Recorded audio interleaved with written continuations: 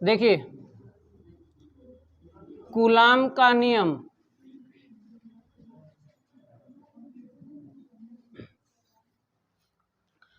Coulomb नामक वैज्ञानिक ने दो आवेशों के बीच लगने वाले आकर्षण अथवा प्रतिकर्षण बल के बारे में बताया है।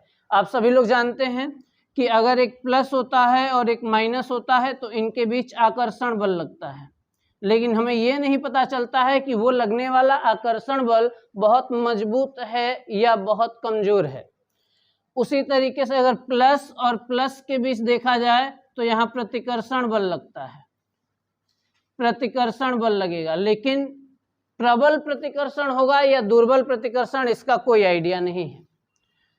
जैसे आप लोग एक छोटा चुंबक और एक उसके साथ एक छोटा चुंबक दोनों के बीच आकर्षण करें और इसके बीच दुर्बल आकर्षण बल लगे तो आप इसको महसूस कर सकते हैं, क्योंकि एक चुंबक दूसरे पर चिपकेगा और आप उसे छुड़ाने के लिए बल लगाएंगे। तो जब आप बल लगाओगे तो आपको महसूस होगा कि आपको ज़्यादा बल लगाना पड़ रहा है या कम बल लगाना पड़ रहा है। अगर आपको दो बड़े बड़े चुंबक दे दिए जाए और उनको दोनों को चिपका दिया जाए तो बहुत मुश्किल हो जाता है छुड़ाना, बहुत ज़्यादा बल लगाना पड़ता है, तो यहाँ पर प्रबल लगेगा। तो ये चुंबक की बात है, लेकिन आवेशों के साथ ऐसा नहीं है। हमारे पास प्लस माइनस आवेश स्वतंत्र रूप से हमें मिल नहीं पाते हैं कि हम उनको चिपका के देख सकें कि आकर्षण ज़्यादा लग रहा है या कम लग रहा है। तो इस वजह से कूलाम ने एक नियम बताया जिसमें एक फॉर्मूला मिला, और उस फॉर्मूले की हेल्प से हम बता पाएंगे कि इन दोनों आवेशों के बीच आकर्षण बल अधिक लगेगा या कम लगेगा। आकर्षण बल ही नहीं, आकर्षण प्रतिकर्षण कुछ भी हो सकता है। तो वैज्ञानिक कूलाम ने दो आवेशों के बीच लगने वाले आकर्षण अथवा प्रतिकर्षण बल के बारे में एक नियम प्रतिपादित किया जिसे कूलाम का नियम कहते हैं। इस नियम के अनुसार दो आवेशों के बीच लगने वाला वैद्युत बल, कहिए वैद्युत बल कुछ भी हो सकता है, आकर्षण अथवा प्रतिकर्षण कुछ भी, इनके अनुसार दो आवेशों के बीच लगने वाला वैद्युत बल इन आवेशों के परिमाणों के बीच में क्या है, प्लस माइनस गुणा क्या है, गुणनफल के अनुक्रमानुपाती, इन आवेशों के परिमाणों के गुणनफल के अनुक्रमानुपाती। मैं कह रहा हूं आवेशों के परिमाणों के गुणनफल के अनुक्रमानुपाती। इसका क्या मतलब है, एक एक वर्ड का समझिए। आवेश आप समझ रहे हैं Q1 Q2, परिमाण आप समझ रहे हैं, अगर नहीं समझ रहे हैं तो समझिए परिमाण अगर माइनस भी प्लस भी हुआ या माइनस भी हुआ, कुछ भी हो, आपको प्लस माइनस से मतलब नहीं है, आपको परिमाण से क्वांटिटी से मतलब है। जैसे मान लीजिए 1.6 इंटू 10⁻⁻19 का ये क्या है, प्रोटॉन है, प्रोटॉन होगा तो धनात्मक हो जाएगा, और 1.6 इंटू 10⁻⁻19 का इलेक्ट्रॉन है, यहाँ इलेक्ट्रॉन है तो निगेटिव हो जाएगा। लेकिन इस बात से आपको कोई फर्क नहीं पड़ता है कि प्लस है कि माइनस है, बस आपको परिमाण लिखना है, इसके आगे का माइनस नहीं लिखना है और इसके आगे का प्लस नहीं लिखना है, परिमाण। जैसे बैंक में आप ट्रांजैक्शन देखोगे तो बैंक क्या चेक करता है कि एक साल में यानी मार्च महीने से मार्च महीने तक किसी के अकाउंट में 12 लाख रुपए से अधिक ट्रांजैक्शन तो नहीं हुआ। अब वो ट्रांजैक्शन कैसे चेक करता है, आपने 1000 रुपये निकाला और 1000 रुपये जमा किया तो आपके लिए क्या है, आपके लिए कुछ नहीं हुआ, परिवर्तन नहीं हुआ, क्योंकि आज आपने निकाला और कल आपने जमा कर दिया, तो आपके लिए तो जीरो है, न प्रॉफिट है न लॉस है, और न ही आपका मतलब उसमें कोई परिवर्तन ही नहीं है अकाउंट में। लेकिन बैंक के लिए वो क्या माना जाएगा, 2000, क्योंकि वो सिर्फ परिमाण देखता है, निकालो या आप बैंक में जमा करो दोनों को काउंट करेगा। तो उसके लिए आपने 2000 का ट्रांजैक्शन कर दिया है, अगर एक साल में आपने 12 लाख से अधिक का ट्रांजैक्शन किया तो आपका टीडीएस कटने लगेगा और फाइन लगने लगता है उस पर। तो जिस तरीके से बैंक निकालने या डालने को नहीं देखता, बस वो ट्रांजैक्शन देखता है, उसी तरीके से हमें प्रोटॉन या इलेक्ट्रॉन होने से मतलब नहीं है, प्लस हो या माइनस हो, हमें सिर्फ परिमाण लेने हैं। इसी को कहते हैं परिमाण, यानी चिन्हों को इग्नोर करके सिर्फ क्वांटिटी, सिर्फ मात्रा को यहाँ रखना है। के गुणनफल, क्योंकि दोनों के बीच में गुणा है, के अनुक्रमानुपाती यानी यहाँ प्रोपोर्शनल का चिन्ह है। कूलाम के नियम के अनुसार किन्हीं दो आवेशों के बीच लगने वाला वैद्युत बल उन आवेशों के परिमाणों के गुणनफल के अनुक्रमानुपाती तथा उनके बीच की दूरी के वर्ग के व्युत्क्रमानुपाती होता है। यहाँ पर r दूरी है इन दोनों के बीच की, और इन दोनों के बीच की दूरी के वर्ग के व्युत्क्रमानुपाती होता है। अब इसको इक्वेशन सेकंड बनाकर अगर दोनों को मिला दिया जाए तो F प्रोपोर्शनल Q1 Q2 बटे में R स्क्वायर हो जाएगा। प्रोपोर्शनल के साइन को हटाने के लिए कांस्टेंट K रखना पड़ा मुझे, लेकिन यहाँ रखा हुआ K बहुत ही प्रॉब्लम क्रिएट करेगा हमें, क्योंकि R दूरियां मिलीमीटर सेंटीमीटर या बहुत अलग अलग मात्रक में आएंगी, और आवेश भी बहुत छोटे हो सकते हैं, बहुत बड़े हो सकते हैं, अलग अलग मात्रकों में हो सकते हैं। इसलिए K को सुविधाजनक परिवर्तित किया वैज्ञानिकों ने और एक वैल्यू रखा। वो वैल्यू है 1/4 पाई एप्सिलॉन नॉट। आदत बनाइए और इसे याद करिए। K का मान होता है 1/4 pi epsilon not into Q1 Q2 बटे में R स्क्वायर। यहाँ K बराबर 1/4 पाई एप्सिलॉन नॉट एक नियतांक है, एक नियतांक है जिसका आंकिक मान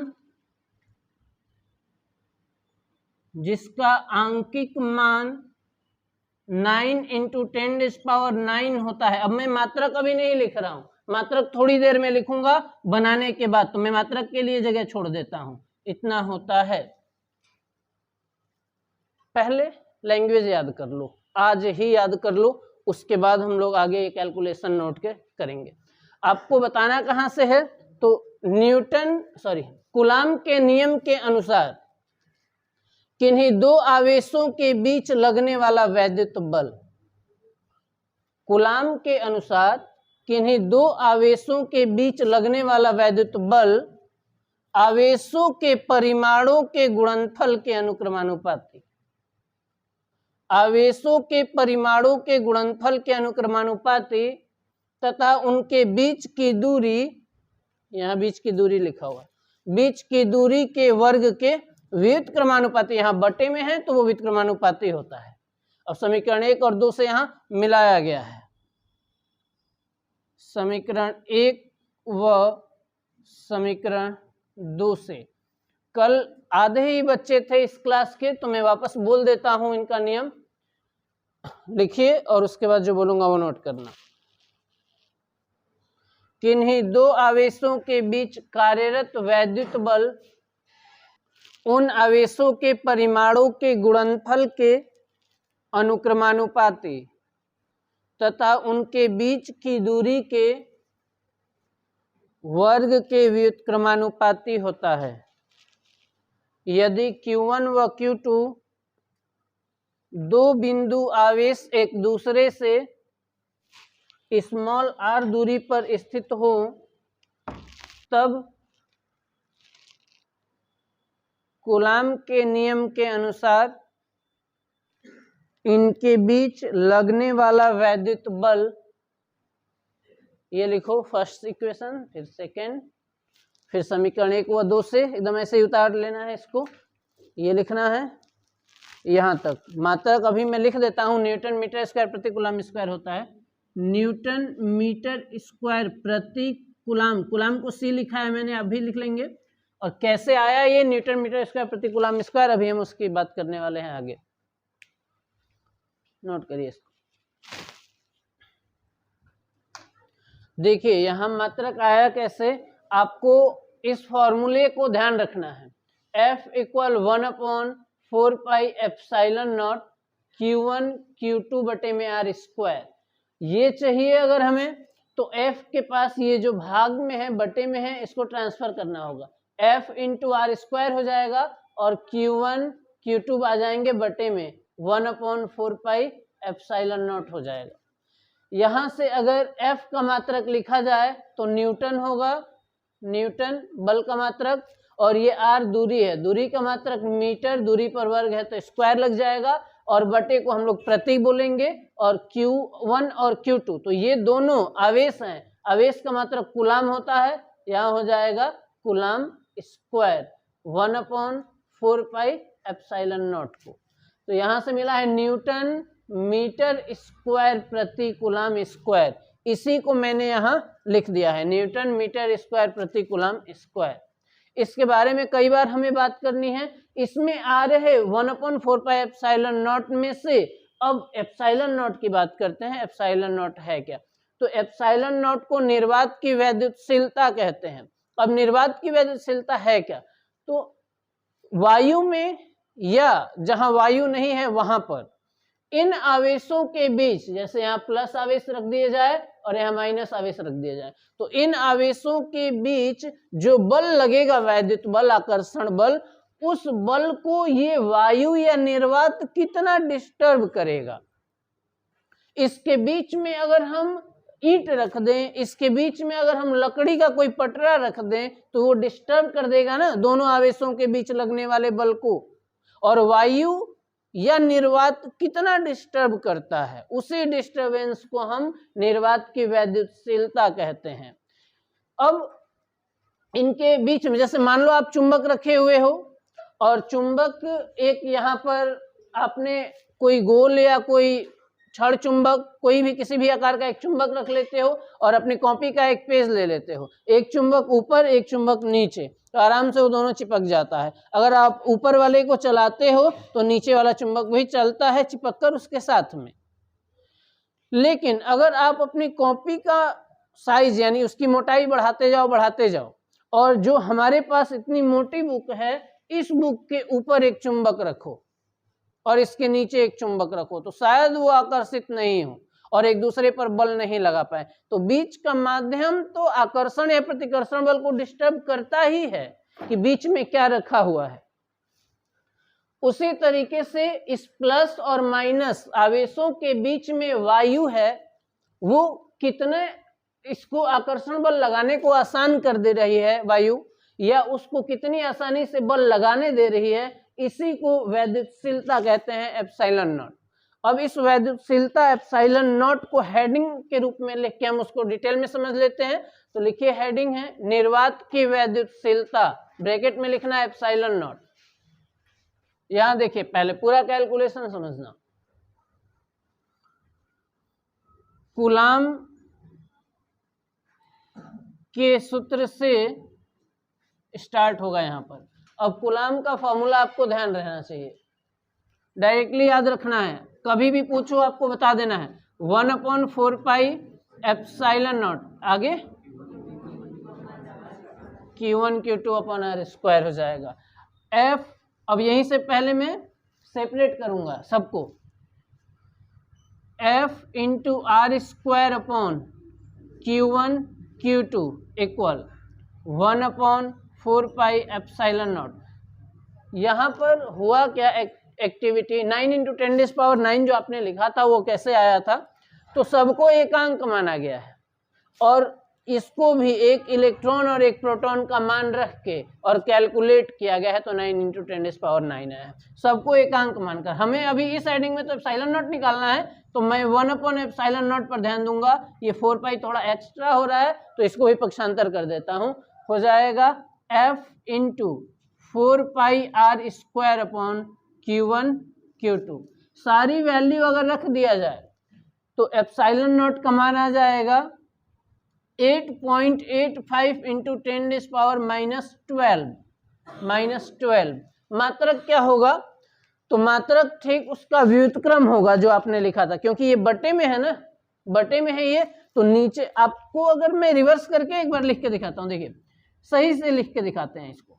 एप्सिलॉन नॉट को यहाँ लिख दिया, अब ये क्या हुआ, इसका व्युत्क्रम हुआ, ये ऊपर वाला नीचे, हर अंश में बदल गया और अंश हर में बदल गया, तो यहाँ भी चेंज हो जाएगा, तो हो जाएगा Q1 Q2 अपॉन 4 पाई R स्क्वायर इंटू 1/F। यहाँ से अगर सारी वैल्यू रख दिया जाए इन सब की, Q1 Q2 की, और यहाँ 4 पाई की भी, पाई की वैल्यू आपको पता है 22/7 होगा, 4 तो है ही, R की जगह क्या रखना 1 और बल की जगह भी क्या रखना 1, और Q1 Q2 की जगह एक इलेक्ट्रॉन का 1.6 × 10⁻⁻19 वगैरह करके रख दोगे दोनों में, तो हो जाएगा 8.85 इंटू 10⁻⁻12, और मात्रक यहीं से बनाना है हमें, तो ये है कूलाम। है ना, चार्ज है, दोनों आवेश है, तो आवेश का मतलब कूलम ही होता है, तो हो जाएगा कूलम स्क्वायर। अब बटे में है तो प्रति, ये 4 पाई तो नियतांक है, इसके मात्रक होते नहीं है, अंकों के मात्रक नहीं होते और नियतांकों के। यहाँ दूरी है, ये मीटर स्क्वायर होगा, और ये क्या है, बल, न्यूटन है ये, तो newton metre square, coulomb square प्रति न्यूटन मीटर स्क्वायर, ये इसका मात्रक होता है। और ये डायरेक्ट वैल्यू में लिख रहा हूँ। कई बार ऐसे अंकित क्वेश्चन में आएगा, अंकित प्रश्नों में आएगा, जिसको हमें ये पूरा रख के सॉल्यूशन यहाँ तक लाना है, तो वहाँ आपको पता चल जाएगा। अभी इस हेडिंग में डायरेक्टली ये वैल्यू याद रखना है। तो आपके पास आज 2 वैल्यू हो चुका है, एक हुआ है 1/4 पाई एप्सिलॉन नॉट का, जिसका 9 × 10⁹ है, और मात्रक ठीक व्युत्क्रम न्यूटन मीटर स्क्वायर प्रति कूलम स्क्वायर, और एक एप्सिलॉन नॉट का डायरेक्ट मान 8.85 × 10⁻⁻12 कूलम स्क्वायर प्रति न्यूटन मीटर स्क्वायर। इन दोनों वैल्यू को जरूर याद रखेंगे।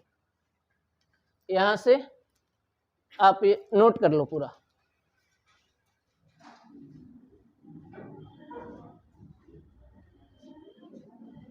स्थिर वैद्युत बल एक तरफ मैं लिख देता हूं, और दूसरी तरफ गुरुत्वाकर्षण बल। गुरुत्वाकर्षण बल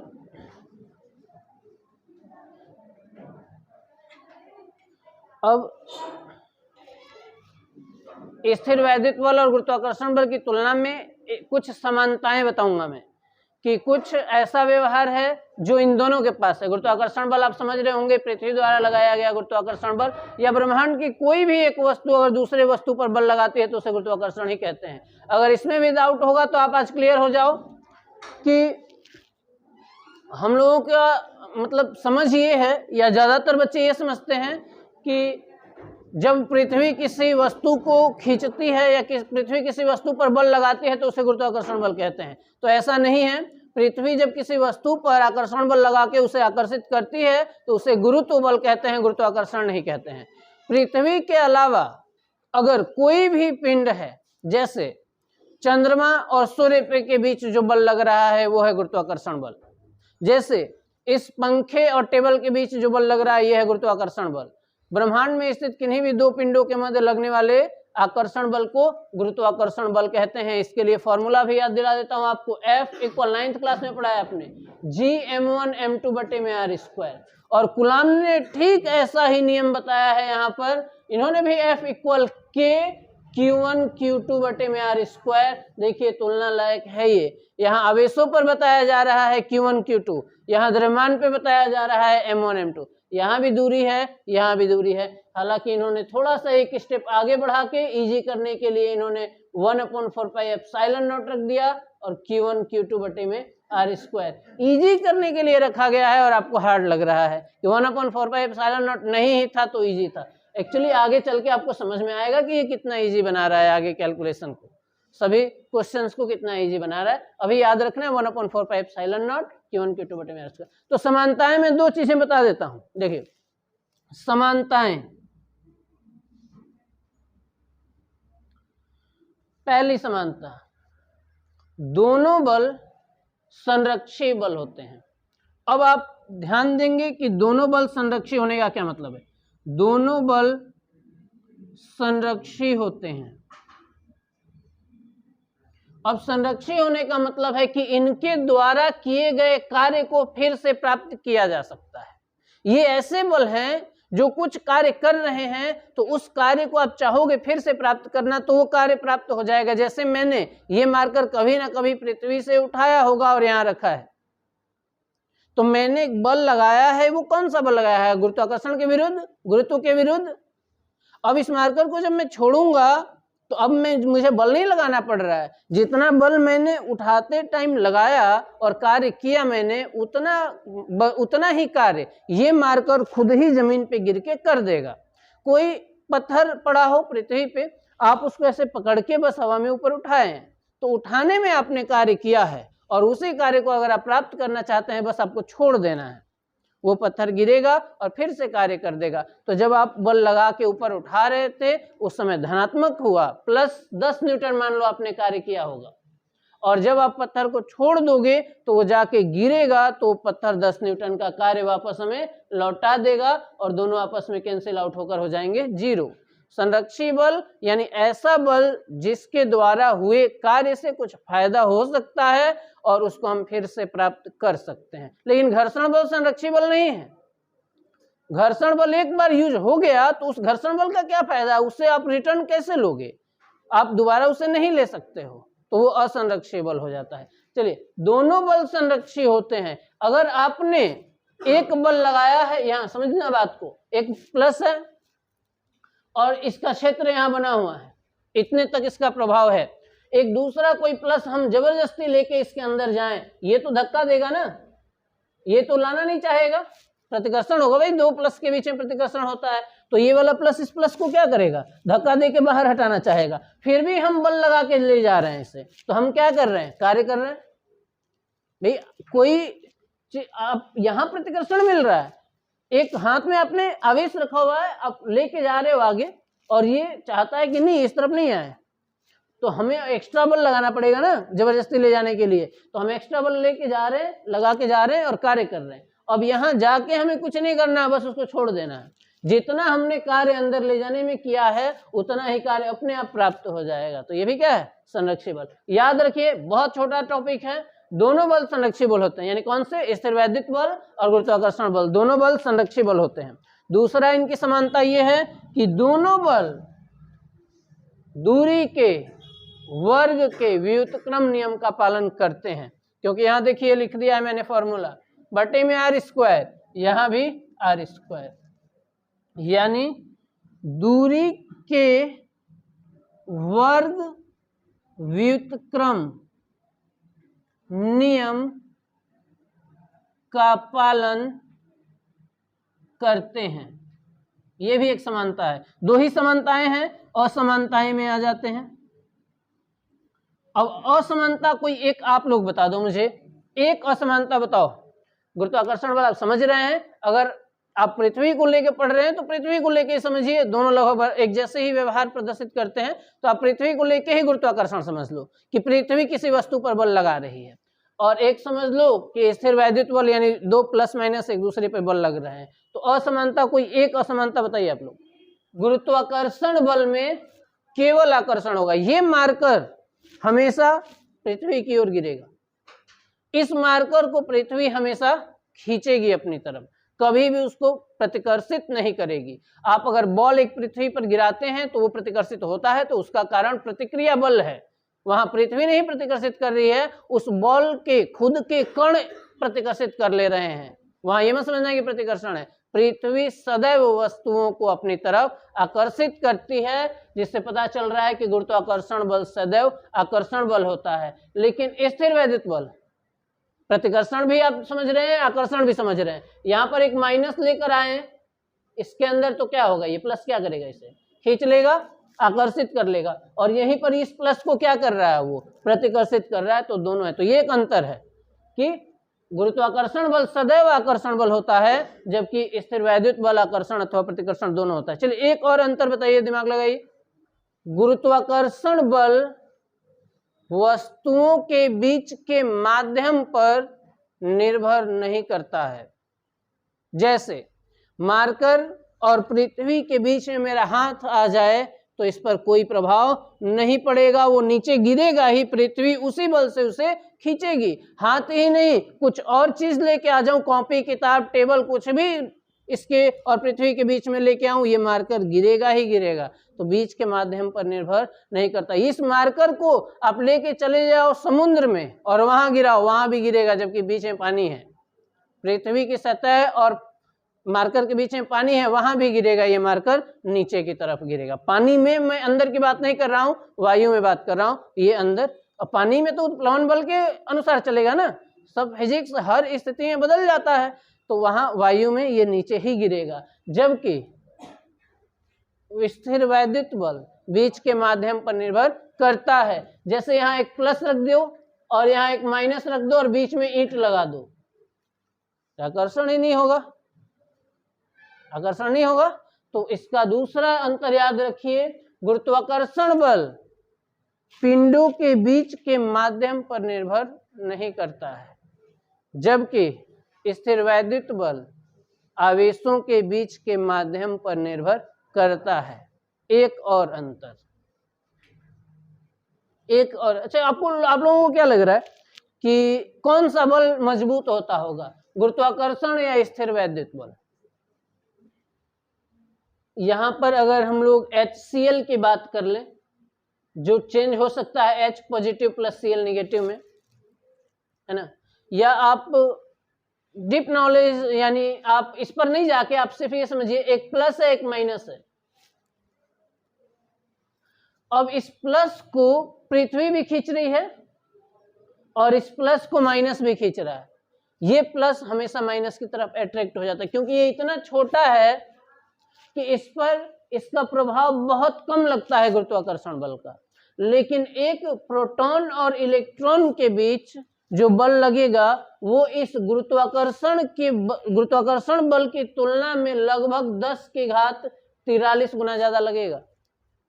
यानी ये 1 न्यूटन लगेगा तो ये पता नहीं कितना हजार करोड़ गुना अधिक लगेगा। आप काउंट कर लेना इसको 43 बार 0 लिख के कि कितना आ रहा है वहां। सिंपल सी बात है, आवेश जो है ना बहुत प्रबलता से चिपक जाते हैं, बहुत प्रबलता से चिपक जाते हैं। अगर आप दूसरा एग्जांपल चाहते हैं तो ये समझिए ना, ये एक पृथ्वी है, पृथ्वी और आप लोगों के पास 2 चुंबक भी है और आप लोगों के पास पृथ्वी भी है।